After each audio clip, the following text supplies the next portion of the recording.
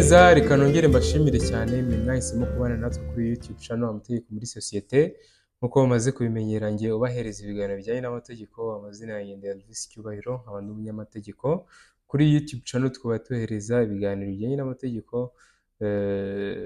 ndetse yaba amategeko mbonezamubano, amategeko agenga amasezerano, amategeko y'ubutaka, amategeko agenga imanza ndetse n'izungura, ndetse n'amategeko y'umuryango ndetse n'andi mategeko iyo ari yo yose hano mu Rwanda ashobora kugira abaturage akamaro. Niyo mategeko tubasobanurira ndetse tukabahereza ubufasha mu bijyanye n'amategeko ku buntu nta kiguzi. Nkaba nkushishikariza wowe uri kureba iki kiganiro gukanda subscribe ndetse no kuri iyo nzogera notification kubera izi mpamvu zikurikira. Impamvu ya mbere ni ukugira ngo ujye ubasha gukurikirana ibiganiro dutanga mu wa mbere kandi ku gihe.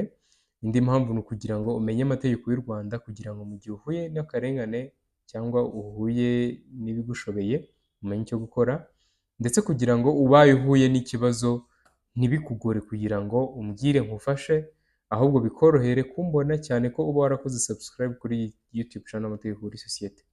Ndizera neza ko wowe uri gukurikira iki kiganiro wamaze gukanda subscribe ndetse no kuri iyo nzogera ya notification.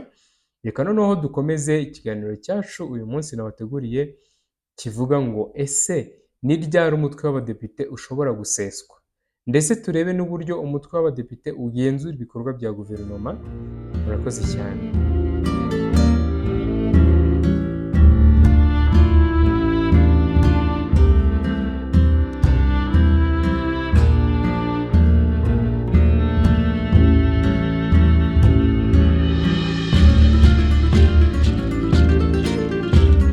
Murakoze cyane.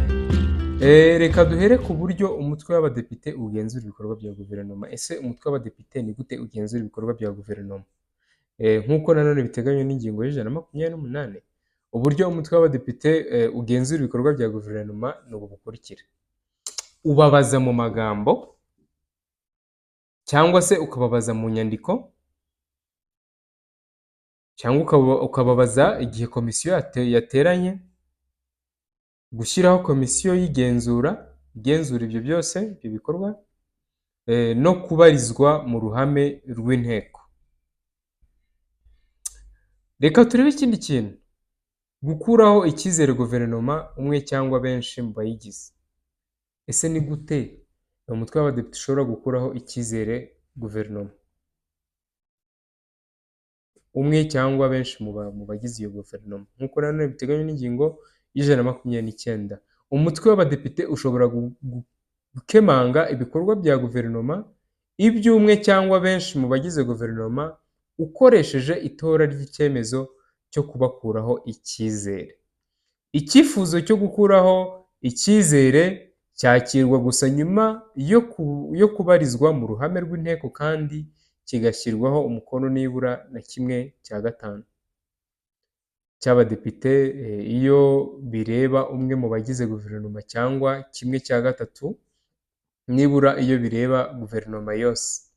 Icyemezo cyo gukurwaho icyizere ntigishobora gutorwa hadashize nibura amasaha 48 kuva itora ry'icyo cyemezo risabwe, kandi cyemezwa gusa n'itora ribereye mu ibanga ku bwiganze bwa 2/3 by'amajwi y'abadepite.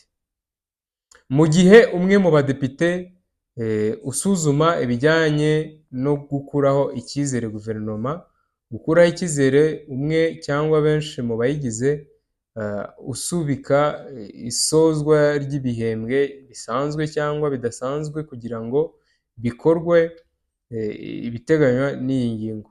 Iyo gukurwaho icyizere bidatowe, abashyize umukono ku nyandiko ibisaba ntibemerewe kongera kubisaba muri icyo gihembwe. Reka nanone turebe kwiyegura no gukurwaho icyizere bikorwa gute.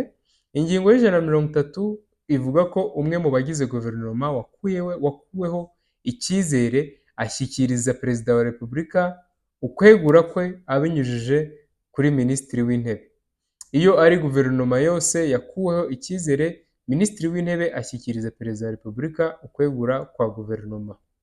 Reka nanone turebe ku iseswa ry'umutwe w'abadepite ku mpamvu z'ibibazo bikomereye igihugu.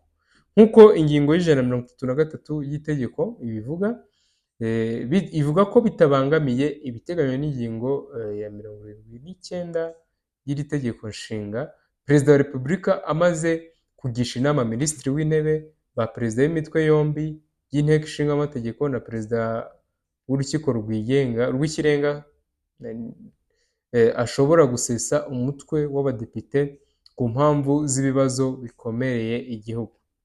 Itorwa ry'abadepite rikorwa mu minsi 90 ikurikira iseswa ry'umutwe w'abadepite ku mpamvu z'ibibazo bikomereye igihugu. Abadepite batowe barangiza igihe cya manda gisigaye. Perezida wa repubulika ntashobora gusesa umutwe w'abadepite inshuro zirenze imwe muri manda ye ku mpamvu z'ibibazo bikomereye igihugu. Sena yo uko byagenda kose ntishobora guseswa. Reka nanone turebe ese inteko ishinga amategeko mu bihe by'amage biba byitwaye gute. Nkuko ingingo 139 mu bihe ibivuga, mu bihe by'amage umutwe w'abadepite ntushobora guseswa kandi imitwe yombi y'inteko ishinga amategeko ihita ihamagazwa iyo atari mu gihembwe gisanzwe. Iyo ku itariki yatangarijweho ibihe by'amage umutwe w'abadepite wari warasheshwe cyangwa manda y'abadepite yararangiye, ububasha bw'inteko ishinga amategeko bwerekeye ibihe by'amage bukoreshwa na Sena. Reka nsoze mbashimira mwe mwabanye natwe muri iki kiganiro, mwibutsa gukanda subscribe niba utarayikanda kugira ngo bijye bikorohera gukurikirana ibiganiro byacu, ndetse kugira ngo nugire ikibazo cy'amategeko bikorohere kumvugisha nkungura inama cyangwa ubufasha. Murakoze, mugire ibihe byiza.